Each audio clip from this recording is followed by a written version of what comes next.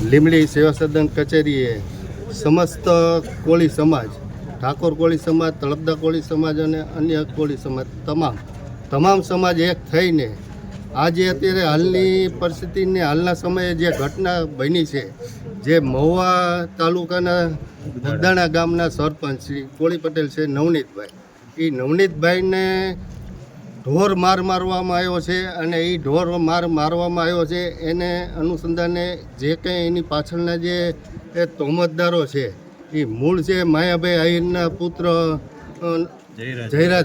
જયરાજભાઈના કહેવાથી અમુક લોકો આવી અને નવનીતભાઈને જે ઢોર માર્યો છે એના અનુસંધાને સમસ્ત સમાજ નવનીતભાઈની સાથે છે અને નવનીતભાઈ તરફે અમે ન્યાયની માગણી કરી છે. તમામ ચાલુ ધારાસભ્યો, માજી ધારાસભ્યો, તમામ વર્ગના સમસ્ત કોળી સમાજના દરેક નેતાઓ ત્યાં નવનીતભાઈને મહુવા જઈ હોસ્પિટલ આશ્વાસન આપ્યું છે. નવનીતભાઈની સાથે અમે સમસ્ત સમાજ એમની સાથે છીએ અને એમને નવનીતભાઈને જે અન્યાય થયો છે એ અન્યાય માટે અમે ન્યાયની માગણી કરી છે. એના માટેનો પડઘો ગુજરાત ગવર્મેન્ટમાં પણ પડ્યો છે. ગુજરાત ગવર્મેન્ટે સીટની રચના કરી છે અને જૂના જે કંઈ અધિકારીએ ખોટી ફરિયાદ લીધી, ખોટા નિવેદનો કર્યા, એને અનુસંધાને એમને છૂટા પણ કરી દીધા છે અને નવી સીટની રચના કરી છે.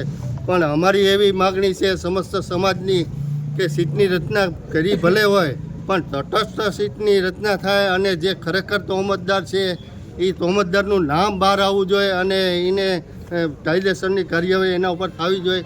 એવી માગણી સાથે સમસ્ત સમાજ ઉપસ્થિત થઈ આજે લીમડી સેવા સદન કચેરીએ અમે આવેદનપત્ર આપ્યું છે.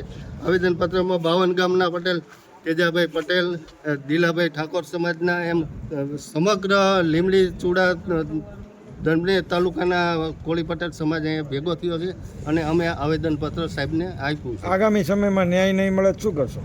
ગાંધી ચિંધ્યા માદે અમે તમામ જે કંઈ પગલાં લેવા પડે એ આખો સમાજ બેઠો છે અને સમાજ જે કંઈ નક્કી કરે એ પ્રમાણે અમે આગળ વધશું.